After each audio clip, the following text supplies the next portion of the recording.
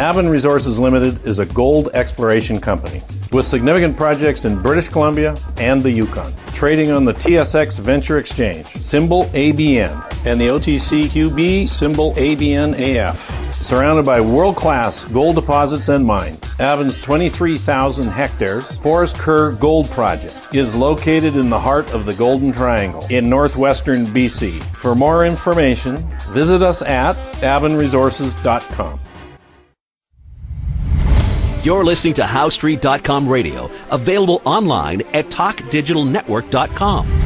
Welcome to HowStreet.com radio, the online source for market opinions. Here is Jim Goddard.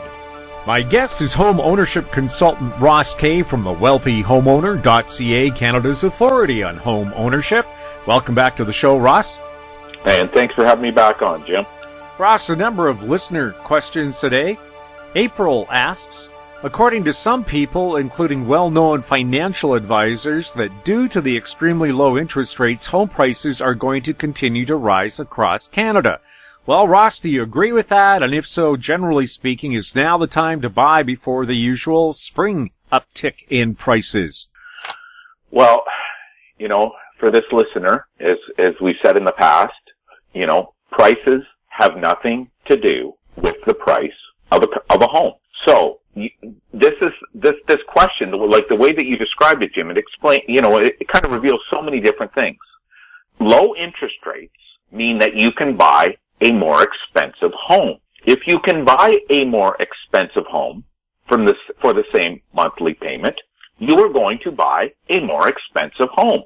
That means you've spent more money and you have selected a home that was worth more money. And that causes the average price to increase.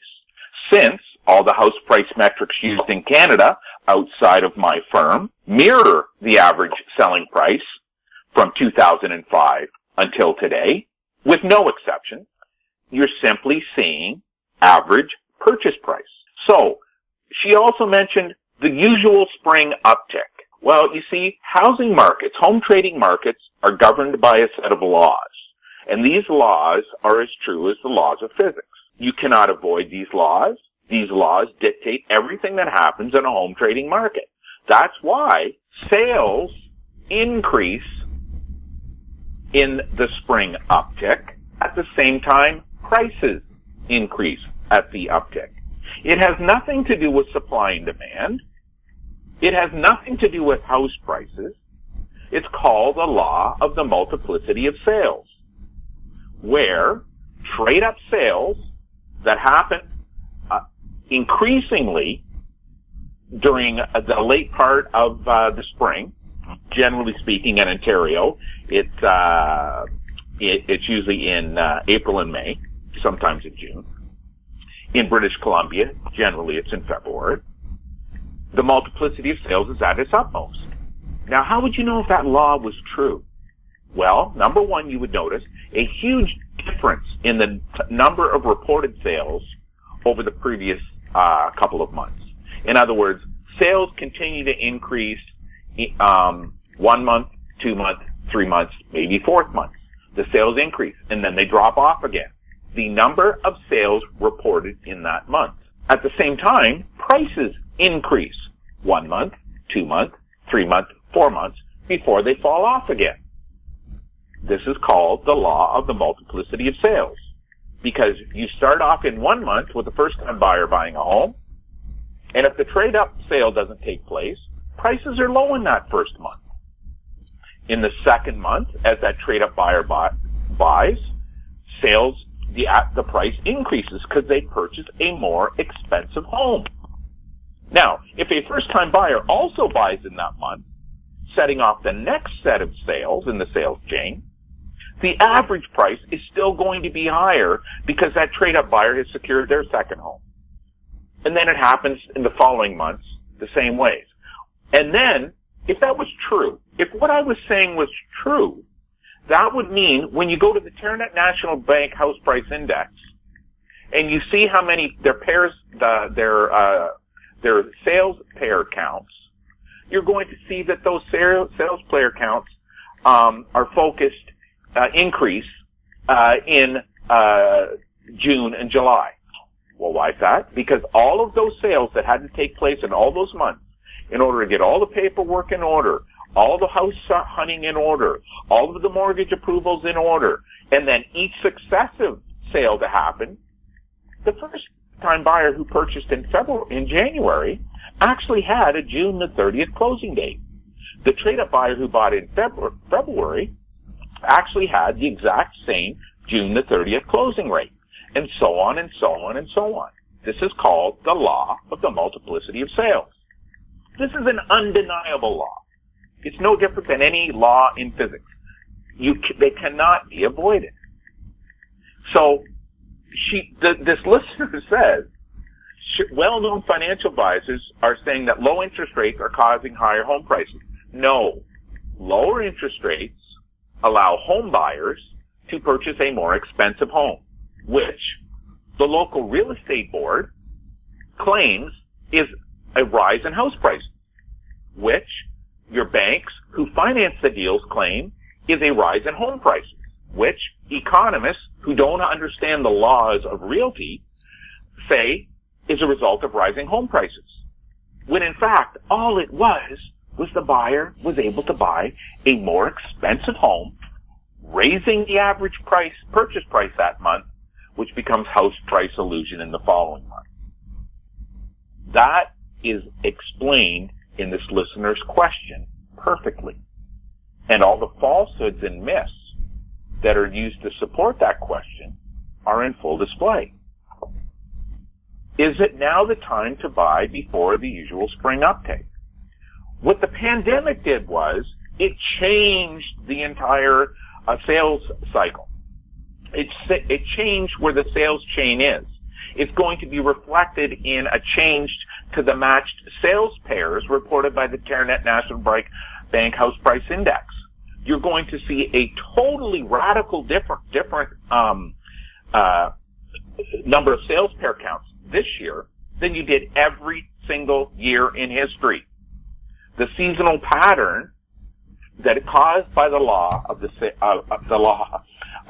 multiplicity of sales is unique in 2020. It's never happened again before. It's that unique situation. Everybody needs to ask, why between July and November have real estate boards across the nation reported almost unchanged average purchase prices in those months? Because there has been no time in the last 40 years where you have seen 4 months of virtually unchanged average selling price. Why is that only happened in 2020? It's the law of the multiplicity of sales in full display. So would you go out right now, listener, and buy a home if you think all of a sudden the sales chain is going to start again next spring? Well, let's think about the consequence of the sales chain starting again next spring instead of it happening right now, which is normally when it does. It starts in a little bit early in British Columbia, generally in September, October, and in Ontario it happens November, December. Okay, I'm going to use those two big provinces as my resource. In Montreal, it's a little bit different because their market is different because of the way that people rent houses in Montreal.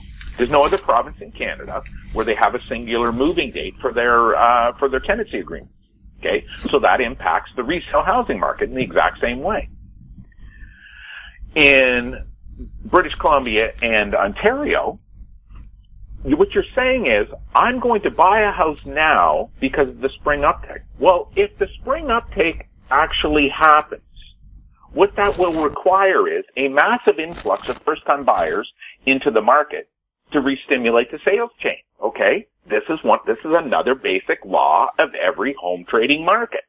So when those first-time buyers command a higher share of sales, what's the first thing that's going to get reported? As it always does, every time, in every province, across Canada, for the last 40 years, a lower average selling price that month. In other words, a lower average purchase price, because the average buyer is buying a cheaper home. All of a sudden, those are going to be announced. These house price gains everything you've heard about the pandemic, economists around Canada are going to start to rationalize that what they've been saying for the last 8-9 months is irrational. Their own desire to promote the interests of the companies that they work for has overtaken their common sense. You do not see rising house prices in a recession or an economic lockdown. It is impossible.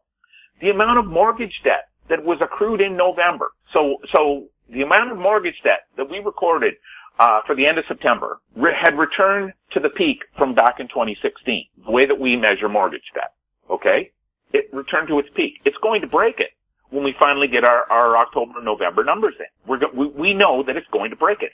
It has to break it because the way that the sales chain was structured as we entered the fall housing market. It has never been structured like this before in the history of our nation, or at least as far back as 1980, where our housing data goes back to. So you can believe whatever you want, and the advisors that you're hearing, you have to accept they may have fought for a decade against rising home prices. They may have given advice for a decade, warning you not to make a bad financial decision.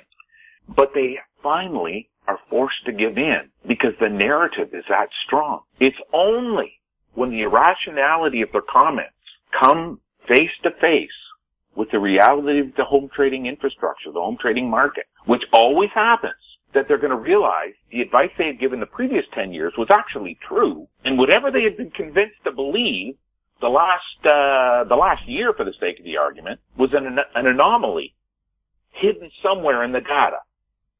They just don't know where to see it. We'll have more with Ross Kay right after this. Engineer Gold Mines is focused on the exploration and development of the historic high-grade Engineer Gold Mine situated 32 kilometers southwest of Atlin, British Columbia.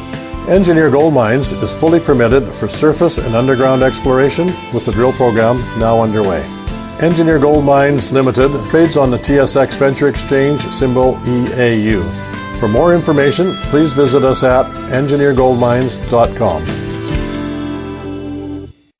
Value from success, growth in discovery. Golden Arrow Resources is a well-funded gold-copper exploration company with proven management and prospective properties in Chile, Argentina, and Paraguay. Golden Arrow trades on the Toronto Venture Exchange, symbol GRG, on Frankfurt, symbol G6A, and the OTCQB, symbol GARWF. For more information, visit us at goldenarrowresources.com or call Sean at 778-686-0135. Welcome back. We're speaking with Ross Kay. Ross, today the news is headlined with forecasts for a $700 increase in Canadian family grocery bills in the new year. Some hike like that hasn't been seen for years. Should this be news headlines, or are house prices more of a concern? Great question. So, look, this is a reality for a family. You're going to always have choices. Do I put groceries on the table for the family? Do I pay my mortgage? Do I pay my mortgage, put groceries on the table, or go spend money? I mean, our Minister of Finance last week came outright and said with her own mouth she wants ideas on how she can get Canadians to spend more money. They've got all this savings, she believes, and she wonders how she can get it out of your pocket. And that's the solution for the economy. This is how insane our economic model in this country has become. As we moved away from being hewers of wood, tillers of soil, and pumpers of oil, okay? A country only can sell what its natural resources produce. When it is buying more than it's producing, it's a deficit. That deficit has to be funded. Your basic Canadian family knows this, and they live their lives accordingly. Only governments don't. They just believe they can keep borrowing and borrowing and borrowing.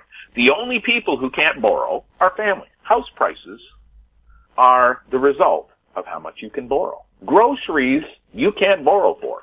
I remember last year, Jim, I think so many people, there were so many headlines, or was it 2 years ago?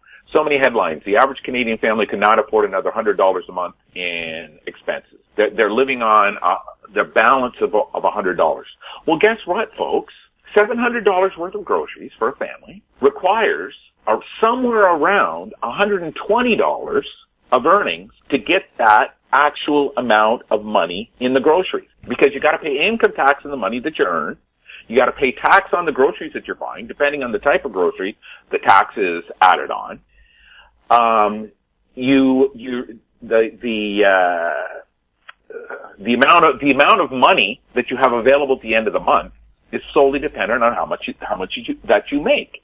So that $58 a month in added grocery bill you're probably going to have to earn another $120 just to pay it. Well, that money's not available. We're not going to be seeing wage increases next year, and that's what's unique, Jim, about this particular situation. And it actually goes to the foreclosure discussion, because this is what's unique. The people in Alberta who were laid off repeatedly over and over as the oil cycle has followed over the last couple of decades always could jump on unemployment insurance. So they could still buy their groceries. They could still make their house payment. That's why our foreclosure rate was so low. These grocery bills, you could be in a situation next year where a family, if they haven't renegotiated their mortgage, so let's say that they're 2 years into their current 5-year term of their mortgage. It's another 3 years before their mortgage renews. They're not going to be able to capitalize on these low rates, which is a discussion for another story, by the way, folks, because you need to get some serious advice on where your mortgage term is today and what the current interest rates are and how you can structure your life for the next 10 years. That family is going to have to make a decision. And depending on the situation that family's in, this grocery bill is going to be the first bill that's paid. And that could leave other things that go unpaid. When our Minister of Finance tells Canadian families, you got to start spending more money, the solution to the economy is not to spend more money on groceries that are grown often in other countries, because we have outsourced our Canadian agricultural system to a certain degree. We haven't moved our societies to sustainable year-round production of produce in most cases. Something that is easily done in 2020, but our government have been just totally incompetent in delivering for us. That $700 is going to go out of the country in a lot of cases. I mean, remember when French Well, Russ, what my question is, we have abandoned office space in Calgary, Vancouver, Toronto, that big companies have said they have no interest in reoccupying. Why not turn them into vertical farms? It's being done elsewhere. So right here you have, large urban populations who have access to fresh food all year round. That means no more $8 a head cauliflower or $12 in some cases. Is that not something the government, when it keeps talking about a sustainable future, how about helping do that? It would help all these landlords who have lost business. Wouldn't it be nice to have fresh vegetables, something that hasn't been shipped over 2 countries? It would be awesome. And it would be cheaper. We have to say, Jim, it's 2020. Why is there not a solution? We're sitting here today talking, and the United States had a huge press release, Operation Warp Speed, okay? The level of professionalism and preparedness that was demonstrated in that news conference today, I've never seen anything like it. It is clearly a strategic use of military know-how developed over decades of warfare to deliver a need in the country. And I look at my own country, and I don't even know what these guys are doing. Well, we have any preparedness happening. No, they're doing a dry run, I think yesterday here in Canada, and we have a general in charge of that as well. And I have that's just new, Jim. These guys have been working on this for 8 months. Okay, they didn't announce this until just a month or so ago that we've got a general in charge. I mean, Ontario, Hillier, I think, was only a couple weeks ago that it was mentioned. Okay, they've been doing this for months in the United States. Where are our politicians? You're talking about a common sense solution for grocery bills. Hey, is there any way that we can grow more vegetables locally? Is there any creative idea that all of the brain power in Canada could come up with? Yeah. All of these University of British Columbia, Simon Fraser, University of Toronto, University of Western, all these universities, billions and billions of dollars. Could you come up with a simple solution? Because I'll tell you, Jim, there are homeowners across this country that have implemented the solution themselves. They have people who have aquaculture in their greenhouse, which gives them fish to eat. The fish create the fertilizer that they fertilize their greenhouse with, and the greenhouse is heated by solar gain and storage for most of the time that it's there. How come we're not doing that on a bigger scale? I'm sure that there's countries that probably have. So this headline news today about the $700, this could really be a tipping point next year. Now, what I believe is I believe that most of that pressure is going to come in the first half of the year, and we're going to see in the second half of the year things get back to normal. And that's even more worrisome, because if those price increases hit in the first 6 months of 2021, that at the same time that we are not getting our nation vaccinated, at the same time we're still worried about deaths, at the same time we still need to lock down the country, it could be something that is simply unsustainable. I also wonder too, Ross, this $700 increase, is that because they expect people to order out more and have food delivered? Because there's a delivery charge from most supermarkets. Is that a factor, because you're stuck at home and you're not supposed to go out? Hey, they want you to give up your car. They don't want you to drive a car anymore because of climate change. We are allowing jet flights, all over this country, burning more carbon than anybody with a GMC Suburban, driving 20,000 miles a year. We have COVID flying in from all over the world, and we have our local restaurants shut down. We have families on the brink of financial devastation, yet we're acting like these things aren't real. Yeah, Jim, you're right. When you take away a person's ability to go to the grocery store and bring home a 10-pound bag of potatoes, because you've chosen to force them to live in a walkable community, they have to pay more money for those potatoes because they can only bring home 3 pounds. They can't buy the discounted 10-pound bag of potatoes. They have to pay higher fees because they have to take an Uber because it's a storm outside, and it's impossible to walk in the wind to the grocery store to get the dozen eggs you need. It's time that we step back and look at things responsibly, rationally, and with an educated mind. And I think things like this reality check that we're going to be heading into January 1st is going to be one where that $700 for groceries can really cause a new reality to hit home. We'll have more with Ross Kay right after this. Media recognition from Bloomberg, Reuters, recycling trade publications, patented process for 100% recovery of critical metals, including cobalt, lithium, nickel, manganese, aluminum. American Manganese is focused on recycling lithium-ion batteries for electric vehicles. American Manganese trades on the TSX Venture, AMY, the US, AMYZF, and Frankfurt 2AM. For more information, visit AmericanManganeseInc.com or phone me, Larry Ray, at 778-574-4444.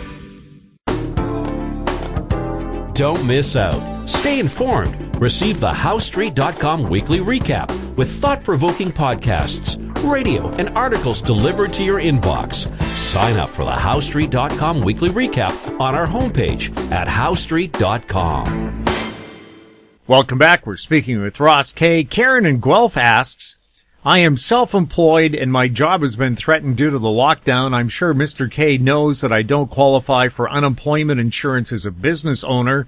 What advice would you give to homeowners like me with 17 years remaining on my mortgage? Well, it's a great question. Kind of goes back to the previous one again. I love when the questions line up like this, Jim. There's two types of reality. And I guess, Jim, in many ways, these are the frustrations that we have with most of the home trading infrastructure in Canada and the home owning infrastructure in Canada. We have to measure so many different things in order to understand what's actually happening in the housing market, why something's happening, what's the result. Now, I will say the underlying scrutiny that we have is always math-based. In other words, the laws of math govern the laws of realty. But here's an example of a totally different environment, okay? You have someone here who has been locked out of their job, and the government has given them a few $1,000s to try to justify what the choices that they've made. Okay? Those people are living their business life, which means their real life, in an infrastructure that is not designed to support them. It's an infrastructure that is designed to support their employees or government workers. The infrastructure, if you're an independent business person, so I was a realtor for 25 years, okay? If I didn't make a sale, there was no unemployment check coming to pay me. If I own a restaurant, if I'm the owner of the restaurant, and my restaurant is closed down, and over the ensuing months, I can't make enough money to extract myself from that situation for the debt that I've incurred going forward, there is no unemployment insurance for me, okay? I have to go out and do whatever I need to do to get money home. Anything. If I was making $100,000 a year, and now I'm capped at the maximum of the unemployment insurance, where I can still maintain my lifestyle by making choices to cut things down. In other words, we don't go out to eat, but we pay our mortgage. We don't go out to eat, so we just eat at home. We turn the car in, so we keep our house. The self-employed person doesn't have those options. And that's what's unique about this lockdown. And that's what's unique about this person. Why are mortgage lending guidelines identical for a self-employed person versus someone who is able to collect unemployment insurance if they get laid off? Why have for decades and decades, banks and even our mortgage insurers, CMHC, government policy, treated a self-employed person the same as someone who can collect unemployment? They never should have even been in the same methodology, because the self-employed person, you could have lent them the same amount of money, but there had to be a contingency fund set aside because they didn't get unemployment insurance. That's not how those things are structured. So what that means is, since 2013, we have a whole bunch of home buyers who have acquired a home that were self-employed, who are not going to have unemployment insurance if their business collapses as a result of this lockdown. There is no unemployment insurance for them. The CERB that they've been able to collect, which has maybe kept them out of bankruptcy or insolvency or having to sell their home, is going to disappear. Is the government going to create a whole new set of programs? I mean, this is the context that I use for this discussion, Jim. There are 144,000 realtors in Canada. 144,000 people who cannot collect unemployment insurance. They collected CERB. Over half of them collected more money in CERB than they ever made during the same period of time selling real estate. In other words, if they collected CERB for 6 months, they had never made that amount of money selling real estate that they collected on CERB. That postponed the inevitable. So now that's just realtors. How many realtors applied for the $40,000 loan? Because if you're a realtor, you can apply for that $40,000 loan for the government. If you gave them $30,000 back, you just got another $10,000 free. Those things are going to be disappearing in the new year, the first quarter of the new year. They'll be gone. So my answer to this lady is quite simple. You need to look at the amount of money that you have available in a contingency account that you have treated like unemployment insurance. And if you don't have it, the reality of what your situation is going to hit home. If you do not go back to your job and start making money, your mortgage payment is still going to be due. So what you need to do is you need to look at where you are in your current term of your mortgage. You need to look at what your options are in extending your amortization back to 25 years on a renewal, and what the cost is to get that renewal. And then you have to sit down with a spreadsheet or at least a pad and paper and figure out if that's in your best interest. Because you may find it's better in your best interest to sell your home right now while house price illusion is at its highest. And this is the second reality of this question this lady's asked. Because when we enter the spring of 2021, as reality of this lockdown hits home financially for families, under the construct that is the universe of business in this country, how it's all structured, we are probably going to see an unprecedented need to liquidate real estate assets to get cash. That has never happened before. Now, it may have happened during the Great Depression. I don't know, because I wasn't around. There's no data available for us to study that conclusively. But I do know that it only takes a minor shift in urgency of homeowners to sell their existing home for price declines to intensify. So Karen, well, you were still in house price illusion this month was great for you. As a homeowner, house price illusion was great. You may have another month to capitalize on that house price illusion. And the good thing for you is the house price illusion usually carries through for a couple of months, because the reality of market change, it takes a couple of months for people to understand what's really going on. It takes a couple of months for the real estate agents to react to it. And then the ruthlessness of the real estate brokerage community takes hold, where they're driving the homeowners looking to sell down in price. You may have a month or two left to capitalize on that. I'm not saying, I don't know your situation. I can't make a comment on it without knowing the full details, but I'm just saying that these are all of the things that you need to take into consideration. You are not going to get your answer from a real estate agent, a financial advisor, or anyone else. You need to have some kind of advice. Talk to your parents, maybe. I don't know. You need to have some kind of advice that has a historical perspective on the economy, job changes, and your home. And from all of that, you maybe can come together with a plan going forward. Ross, thank you so much for chatting with us. Hey, thanks for having me back, Jim. My guest has been home ownership consultant Ross Kay from thewealthyhomeowner.ca. If you have any questions for Ross or any of our other guests, you can send them to info@housestreet.com. Our Twitter handle is @HowStreet. On YouTube, we're Talk Digital Network. We're also on Facebook. I'm Jim Goddard. Thank you for listening. Comments made on HowStreet.com radio are an expression of opinion only and should not be construed in any matter whatsoever as recommendations to buy or sell any financial instrument at any time.